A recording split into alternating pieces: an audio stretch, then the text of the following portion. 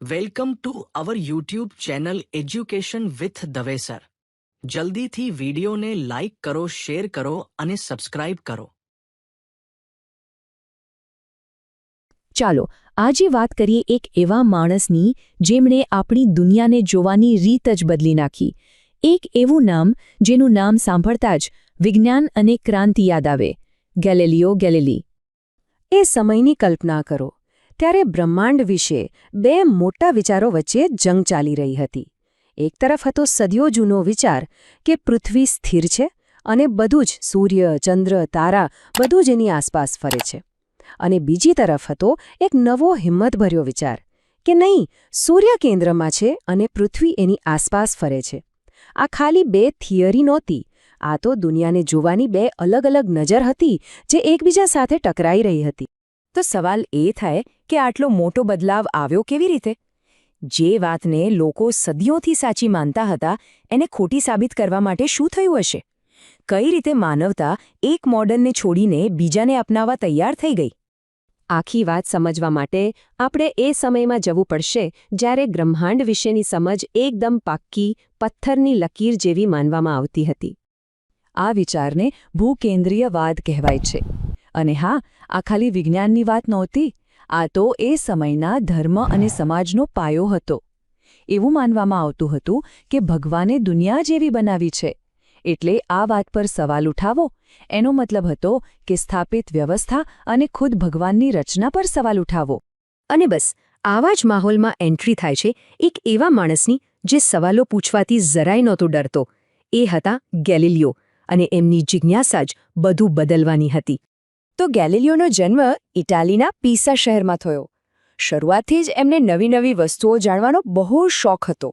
આગળ જઈને તેઓ પીસા યુનિવર્સિટીમાં ગણિતના પ્રોફેસર પણ બન્યા.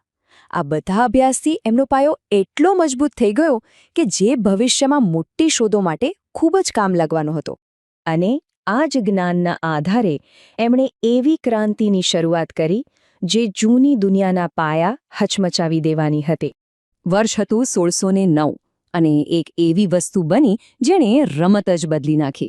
એક નવું સાધન, એક નવું રમકડું કહી શકાય, જે ગેલિલિયોના હાથમાં આવ્યું. એ હતું દૂરબીન, એટલે કે ટેલિસ્કોપ. જેવું એમણે દૂરબીન આકાશ તરફ ફેરવ્યું, બસ જે દેખાયું એણે તો બધાના હોશ ઉડાવી દીધા. એમણે જોયું કે ચંદ્ર કંઈ લીસ્સો ઘોડો નથી, એના પર પણ આપણી પૃથ્વીની જેમ પહાડો અને ખાડા છે. પછી એમણે જોયું કે ગુરુગ્રહની આસપાસ 4 નાના ચંદ્ર ફરી રહ્યા છે. આ તો સીધો પુરાવો હતો કે બ્રહ્માંડમાં બધું જ પૃથ્વીની આસપાસ નથી ફરતું. આ બધી શોધો જૂની માન્યતાઓને સીધો પડકાર આપી રહી હતી. હવે આટલી મોટી શોધો કરી એટલે તાળીઓ પડવી જોઈતી હતી, બરાબર ને? પણ થયું એનાથી સાવ ઊંધું. આ જ શોધોએ ગેલિલિયોને તે સમયની સત્તા સામે લાવીને ઊભા કરી દીધા. અને અહીંથી જ એમના જીવનનો અસલી સંઘર્ષ શરૂ થયો. એમની શોધોને ખતરનાક ગણવામાં આવી. કેમ?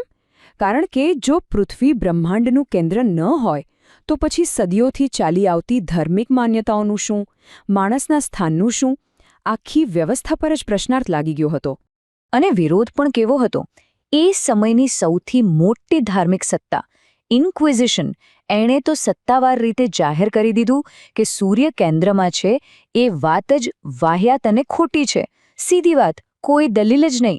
આના પરથી જ ખબર પડે કે મામલો કેટલો ગંભીર હતો. અને પછી તો સંઘર્ષ વધતો જ ગયો. 1616માં એમને પહેલી ચેતવણી મળી કે ચૂપ થઈ જાઓ. પણ ગેલિલિયો ક્યાં માને એવા હતા? એમણે તો 1632માં ડાયલોગ નામનું એક આખું પુસ્તક લખી નાખ્યું.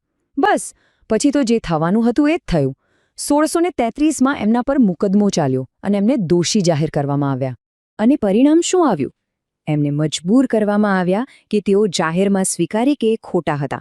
અને સજા તરીકે એમને એમના જ ઘરમાં જીવનભર માટે કેદ કરી દેવામાં આવ્યા. એક મહાન વૈજ્ઞાનિક માટે કેટલો દુઃખદ અંત નહીં? પણ વાર્તા અહીં પૂરી નથી થતી. તમે કોઈ વ્યક્તિને કેદ કરી શકો છો, એના વિચારોને નહીં. ભલે ગેલિલિયોને શાંત કરી દેવામાં આવ્યા, પણ એમણે જે પ્રકાશ ફેલાવ્યો હતો એને કોઈ બુઝાવી ન શક્યું. હા, ગેલિલિયોનો અવાજ તો દબાવી દેવામાં આવ્યો, પણ એમણે વિજ્ઞાનને જે નવી રીત શીખવાડી હતી ને, કે કોઈ પણ વાતને એમ જ માની ન લો, એને જુઓ, તપાસો, પુરાવા શોધો, એ પદ્ધતિને કોઈ ન રોકી શક્યો. એ તો આગળ વધતી જ રહી. અને આજે જુઓ, 400 કરતાં પણ વધુ વર્ષો પછી આખું આધુનિક વિજ્ઞાન એ જ પાયા પર ઊભું છે જે ગેલિલિયોએ નાખ્યો હતો. આજે સાયન્ટિફિક મેથડ છે જેમાં પ્રયોગ અને અવલોકન મુખ્ય છે. એ એમની જ દેન છે. તો આ આખી વાત આપણને એક મોટા સવાલ પર લાવીને છોડી દે છે. જે રીતે ગેલિલિયોએ એ સમયની માન્યતાઓને પડકારી, એ રીતે આજે આપણે એવી કઈ વાતોને પકડીને બેઠા છીએ જેને કોઈ નવો ગેલિલિયો આવીને પડકારશે? શું ખબર, કદાચ એવો કોઈ વિચારક અત્યારે પણ આપણી આસપાસ જ હોય, જે આપણી દુનિયાને ફરી એકવાર બદલવાની તૈયારી કરી રહ્યો હોય. પૂરો વિડિયો જોવા બદલ આપનો આભાર. જો આપને વિડિયો ગમ્યો હોય તો ચેનલને સબસ્ક્રાઇબ કરવાનું ભૂલતા નહીં. સાથે શેર કરવાનું પણ ભૂલતા નહીં. જો કોઈ વ્યક્તિ વિશેષ વિશે તમે જાણતા હોય તો જરૂર કોમેન્ટ કરજો જેથી તેની માહિતી આપણી ફેમિલીને મળતી રહે. જો કોઈ મંતવ્ય હોય તો જરૂર જણાવવા વિનંતી. આભાર.